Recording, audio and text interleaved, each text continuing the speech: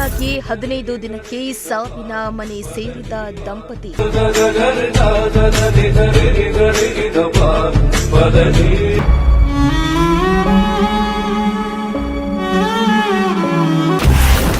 ದೇವಸ್ಥಾನಕ್ಕೆ ಹೋಗುವಾಗ ಭೀಕರ ಅಪಘಾತ, ದುರಂತ ಅಂತ್ಯ.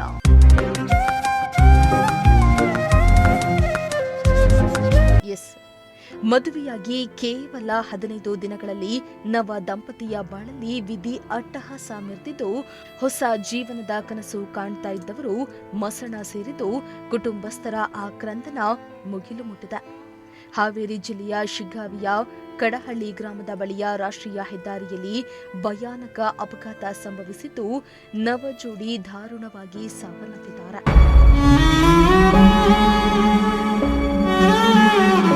ಇನ್ನು ಹುಬ್ಬಳ್ಳಿಯ ಶಿಗ್ಗಾವಿ ಕಡೆಗೆ ಹೊರಟಿದ್ದ ವ್ಯಾಗನಾರ್ ಕಾರು ಟ್ರಕ್ಕಿಗೆ ಡಿಕ್ಕಿ ಹೊಡೆದಿದೆ ಎಂದು ಹೇಳಲಾಗ್ತಾ ಇದೆ.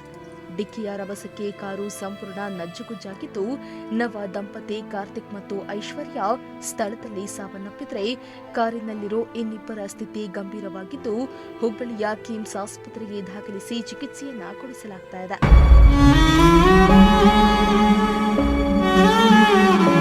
ಇನ್ನು ಕಾರ್ತಿಕ್ ಹೂಗಾರ್ ಹಾಗೂ ಐಶ್ವರ್ಯ ಕಳೆದ ಫೆಬ್ರವರಿ 13ರಂದು ಮದುವೆಯಾಗಿದ್ರು.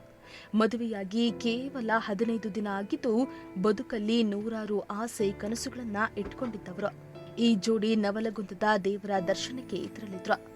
ಆದರೆ ಭೀಕರ ರಸ್ತೆ ಅಪಘಾತ ಸಂಭವಿಸಿದ್ದು, ಇಬ್ಬರು ಸ್ಥಳದಲ್ಲಿ ದಾರುಣವಾಗಿ ಸಾವನ್ನಪ್ಪಿದ್ದಾರೆ.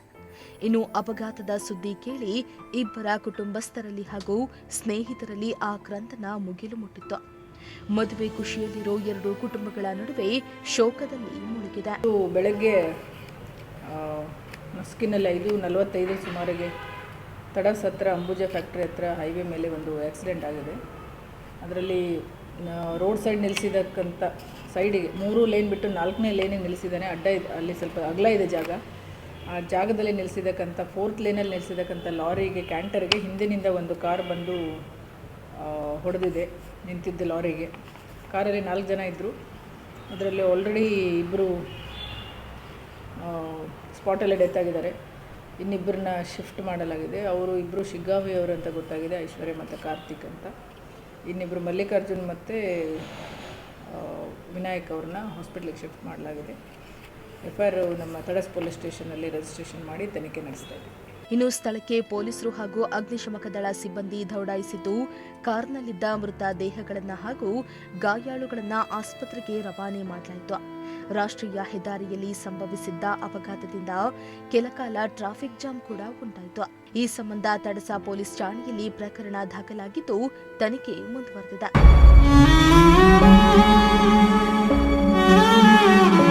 ಇನ್ನು ಹುಬ್ಬಳ್ಳಿ, ಧಾರವಾಡದಿಂದ ಹಾವೇರಿ ಮೂಲಕ ಬೆಂಗಳೂರು ಮತ್ತು ಇತರೆ ಕಡೆಗಳಿಗೆ ಸಂಪರ್ಕ ಕಲ್ಪಿಸುವ ಈ ಹೆದ್ದಾರಿಯಲ್ಲಿ ಅಪಘಾತಗಳು ಸಾಮಾನ್ಯ ಆಗಿವೆ. ವೇಗವಾಗಿ ಚಲಿಸುವ ವಾಹನಗಳು, ಟ್ರಕ್ಗಳ ಸಂಖ್ಯೆ ಹೆಚ್ಚಾಗಿರುವುದರಿಂದ ಇಂತಹ ಅಪಘಾತಗಳು ಸಂಭವಿಸುತ್ತಲೇ ಇವೆ. ಈ ಬಗ್ಗೆ ಕ್ರಮ ಕೈಗೊಳ್ಳಬೇಕಾಗಿ ಸಾರ್ವಜನಿಕರಲ್ಲಿ ಆಗ್ರಹ ಕೇಳಿಬಂದಿದೆ. ಲೋಕೇಶ್, ಪ್ರಜಾಶಕ್ತಿ ಟಿವಿ, ಹಾವೇರಿ.